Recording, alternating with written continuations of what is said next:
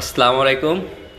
আপনাদেরকে রিয়াজ চ্যানেলের পক্ষ থেকে স্বাগত। তো আমার এক বড় ভাই আমারও বলছিল, আমি বাইরে সিপিবিসি মালের এস্টিমেট দিলাম।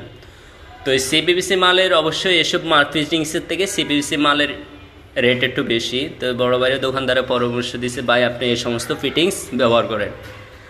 তো বাকি কথা আমরা বাইরের মুখের থেকে শুনবো, যে ভাই একটু বলেন যে কি করছে। 2 নাম্বার মাল একবারে ভুয়া, এই 10 নাম্বারের এক দোকানদার আমার দিছে, এই মাল কেউ লাগাবেন না, এটা একদম বাজে মাল। এটা এখন আমার ডবল খরচ গেল। এই যে বাইরে মনে করেন আজকে প্রায় আমরা সিপিবিসি দিয়ে করে দেবো। এর আগে আমরা সিপিবিসির এস্টিমেট দিলাম, ওইখানে প্রায় আপনার 2000 টাকার উপরে মালে গেছে। প্লাস আজকে আবার 2000 টাকার, আজকে 2140 টাকা। স্লিপটা দেন তো ভাই, এটা না, দোকানের স্লিপটা দেখেন, আজকে 2140 টাকার মাল গেছে। তার মানে এই মালটা এখন সম্পূর্ণ নষ্ট নষ্ট, বাদ হয়ে গেছে। এটা হলো দোকানদার পরামর্শ দিছে বাড়িওয়ালা বাইরে।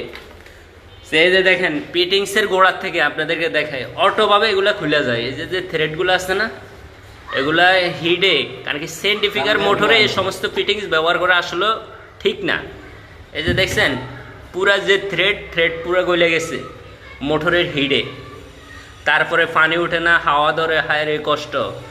তো আপনারা যারা আমাদের এই ভিডিওগুলো দেখবেন, অবশ্যই আপনারা এইসব ফিটিংসের থেকে আর এই সমস্ত দোকান থেকে দূরে থাকবেন।